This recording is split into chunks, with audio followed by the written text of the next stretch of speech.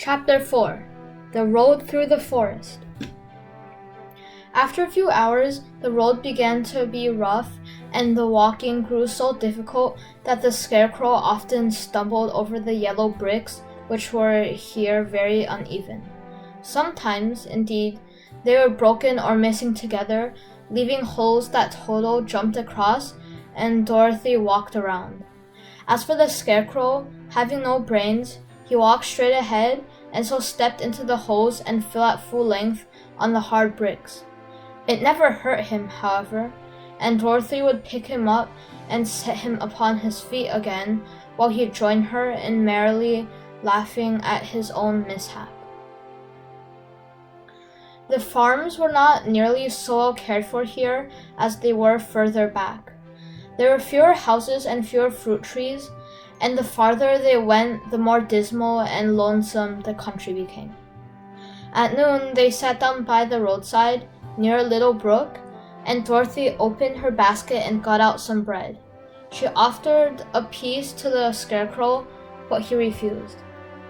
"I'm never hungry," he said, "and it is a lucky thing I am not, for my mouth is only painted, and if I should cut a hole in it so I could eat, the straw I am stuffed with would come out, and that would spoil the shape of my head." Dorothy saw at once that this was true, so she only nodded and went on eating her bread. "Tell me something about yourself and the country you came from," said the Scarecrow, when she had finished her dinner. So she told him all about Kansas, and how gray everything was there, and how the cyclone had carried her to this queer land of Oz. The Scarecrow listened carefully and said, "I cannot understand why you should wish to leave this beautiful country and go back to the dry, gray place you call Kansas." "That is because you have no brains," answered the girl. "No matter how dreary and gray our homes are, we people of flesh and blood would rather live there than in any other country, be it ever so beautiful. There is no place like home." The Scarecrow sighed. "Of course I cannot understand it," he said. "If your heads were stuffed with straw, like mine, you would probably all live in the beautiful places, and then Kansas would have no people at all. It is fortunate for Kansas that you have brains." "Won't you tell me a story while we are resting?" asked the child. The Scarecrow looked at her reproachfully and answered, "My life has been so short that I really know nothing whatever. I was only made a day before yesterday. What happened in the world before that time is all unknown to me. Luckily, when the farmer made my head, one of the first things he did was to paint my ears so that I heard what was going on. There was another Munchkin with him, and the first thing I heard was the farmer saying, 'How do you like these ears?' 'They aren't straight,' answered the other. 'Never mind,' said the farmer. 'Their ears just the same,' which was true enough. 'Now I'll make the eyes,' said the farmer. So he painted my right eye, and as soon as it was finished, I found myself looking at him and at everything around me with a great deal of curiosity, for this was my first glimpse of the world." "That's a rather pretty eye," remarked the Munchkin who was watching the farmer. "Blue paint is just the color for eyes." "I think I'll make the other a little bigger," said the farmer, and when the second eye was done, I could see much better than before. Then he made my nose and my mouth, but I did not speak because at that time I didn't know what a mouth was for. I had the fun of watching them make my body and my arms and legs, and when they fastened on my head, at last, I felt very proud, for I thought I was just as good a man as anyone. "This fellow will scare the crows fast enough," said the farmer. "He looks just like a man." "Why, he is a man," said the other, and I quite agreed with him. The farmer carried me under his arm to the cornfield and set me up on a tall stick where you found me. He and his friend soon after walked away and left me alone. I did not like to be deserted this way, so I tried to walk after them, but my feet would not touch the ground and I was forced to stay on that pole. It was a lonely life to lead, for I had nothing to think of, having been made such a little while before. Many crows and other birds flew into the cornfield, but as soon as they saw me they flew away again, thinking I was a munchkin. And this pleased me and made me feel that I was quite an important person.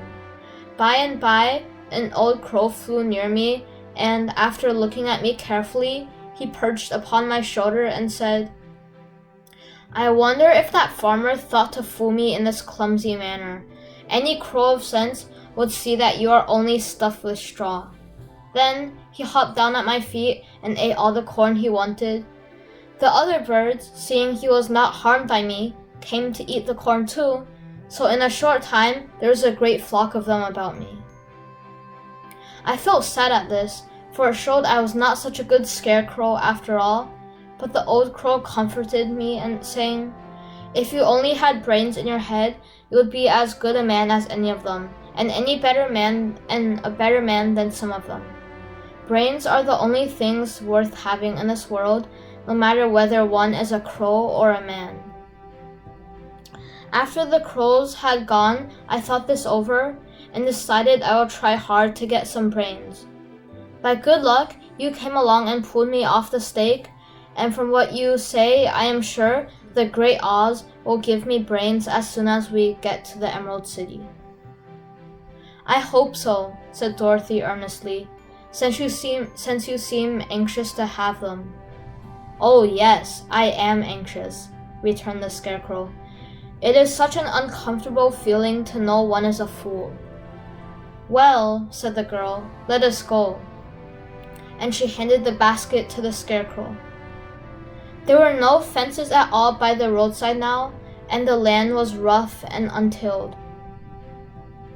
Towards evening, they came to a great forest, where the trees grew so big and close together that their branches met over the road of yellow brick. It was almost dark under the trees, for the branches shut out the daylight, but the travelers did not stop and went on into the forest. "If this road goes on, it must come out," said the Scarecrow, "and as the Emerald City is at the other end of the road, we must go wherever it leads us." "Anyone would know that," said Dorothy. "Certainly, that is why I know it," returned the Scarecrow. "If it required brains to figure it out, I never should have said it." After an hour or so, the light faded away, and they found themselves stumbling along in the darkness. Dorothy could not see at all, but Toto could, for some dogs see very well in the dark, and the Scarecrow declared he could see as well as by day. So she took hold of his arm and managed to get along fairly well. "If you see any house or any place where we can pass the night," she said, "you must tell me, for it is very uncomfortable walking in the dark." Soon after the Scarecrow stopped, "I see a little cottage at the right of us," he said, "built of logs and branches. Shall we go there?" "Yes, indeed," answered the child. "I am all tired out." So the Scarecrow led her through the trees until they reached the cottage, and Dorothy entered and found a bed of dried leaves in one corner. She lay down at once, and with Toto beside her soon fell into a sound sleep. The Scarecrow, who was never tired, stood up in another corner and waited patiently until morning came.